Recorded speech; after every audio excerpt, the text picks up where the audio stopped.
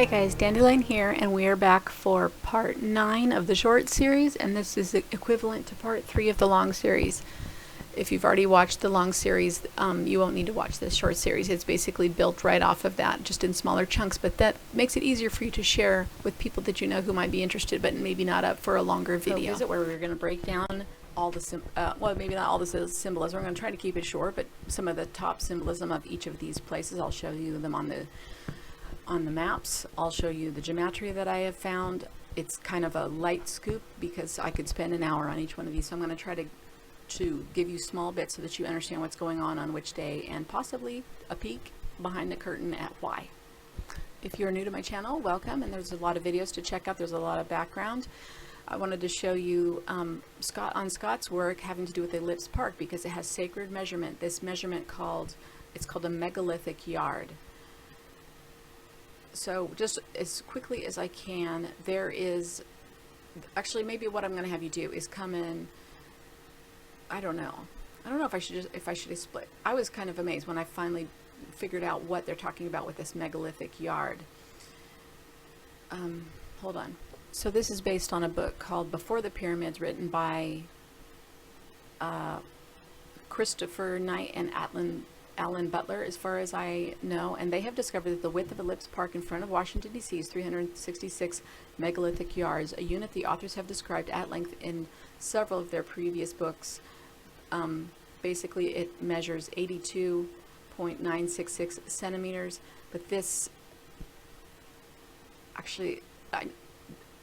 distance of a megalithic yard is shown in another post to be back engineered from relationships, from sacred natural relationships. So it's basically like an undiscovered constant. It's a constant that is that most people don't know about, and these guys proved that this constant is at play in the creation of Ellipse Park.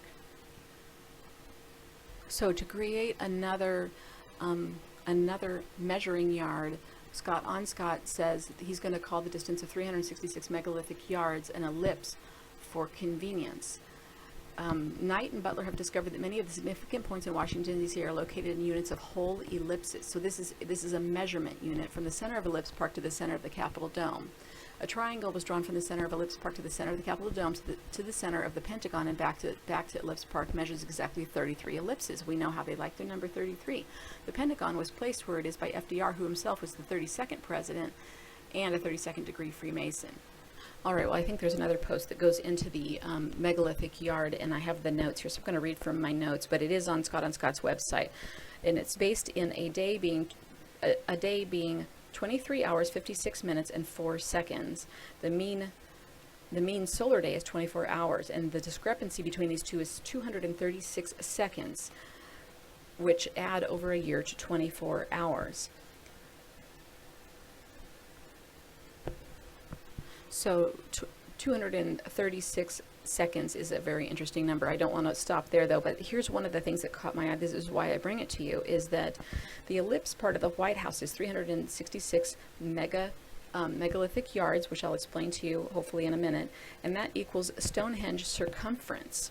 Now this means that this is the diameter and Stonehenge is the circumference, and so this is part of their worship of pi, as you can see. This is a pi relationship, and it's also, if you imagine just the relationship, if you just think about the diameter and the circumference, that is the symbol of phi. And I've talked a lot about phi 618, 816, having to do with the Georgia Guidestones and many other things, symbolizing the bride of Christ and the sacrifice of the bride of Christ as one of the main ideas of many of these recent false flags that we have seen, has been an idea that hypnotically and subliminally, on a frequency and gematria level, hypnotically programs people to accept the death of the bride of Christ, which would be the people, basically, before the wedding feast.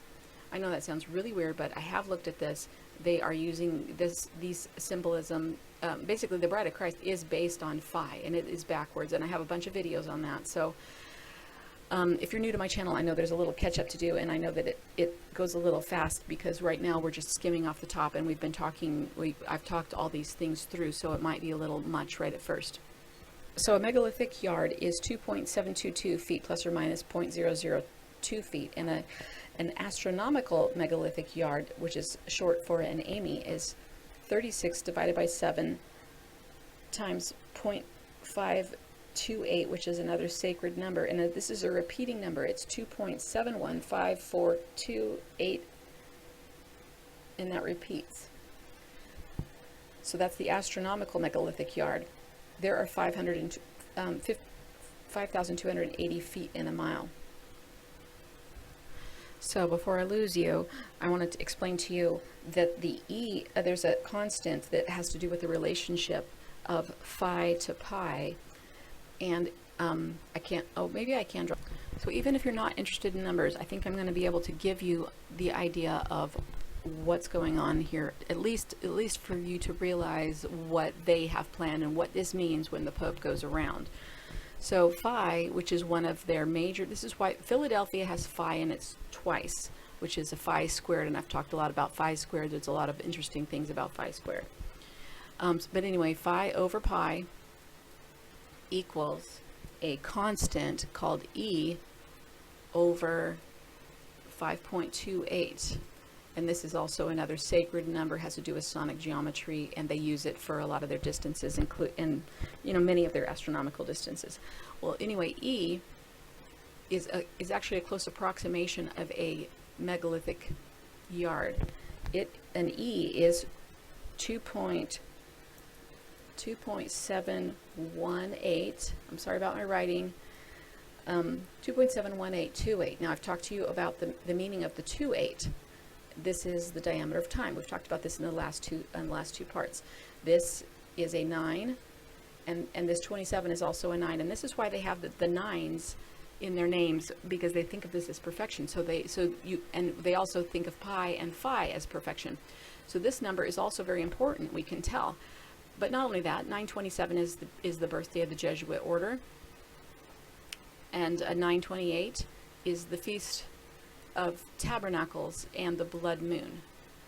So I think I got your attention now. This is why they're doing this.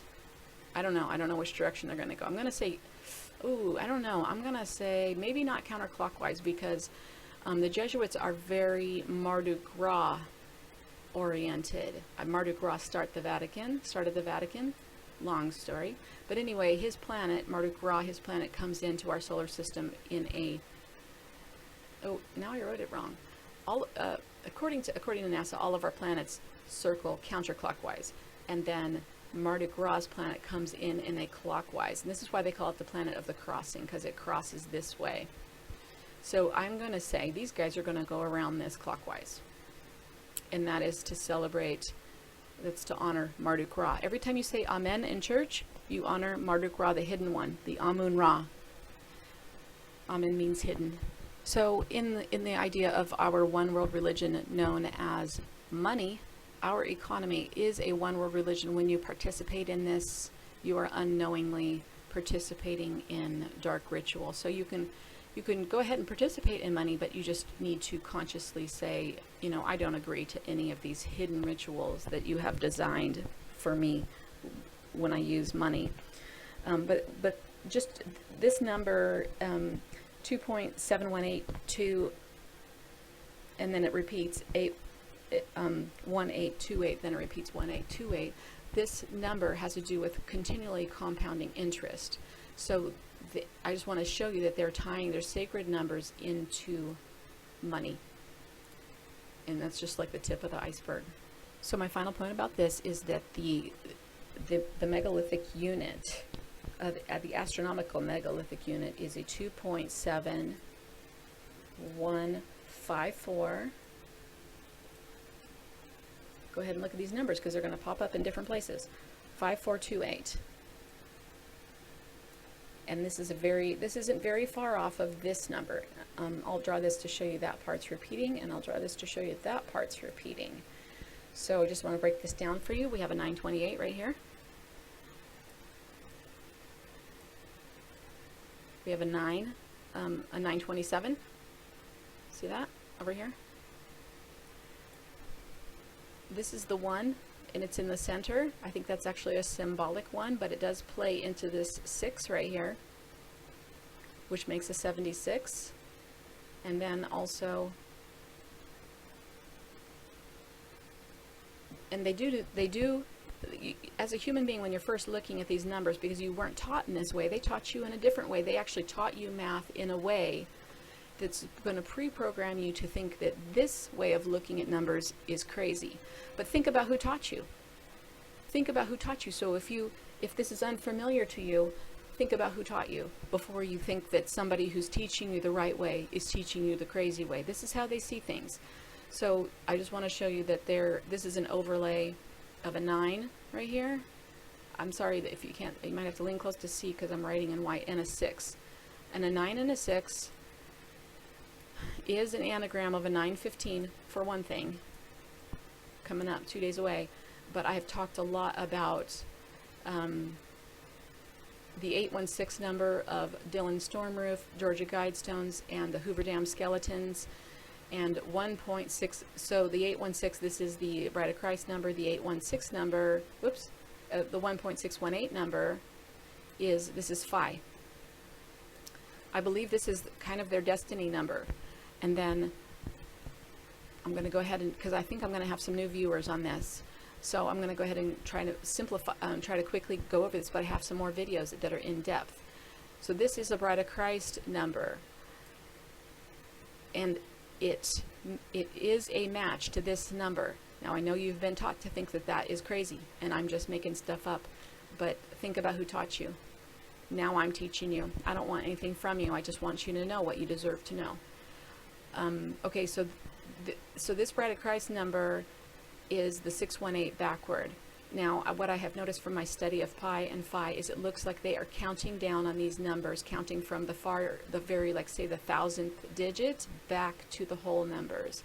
So when we start seeing this number like this, this means that they think that we are either at the end of a cycle, you know. I know that they wrote the book of Revelation, so they are creating their self-fulfilling prophecy, and they're like saying, look, prophecy is fulfilled, and all the humans bow down and, you know, kiss the rings and then go to work and come home and eat a Twinkie. But they wrote the prophecy, so we should not be overawed like a bunch of pygmies when they fulfill the prophecy. Come on, people, snap out of it. So they are writing the prophecy, they are fulfilling the prophecy, and the prophecy seems to also be encoded in these numbers as we count from the far digits back to the whole numbers.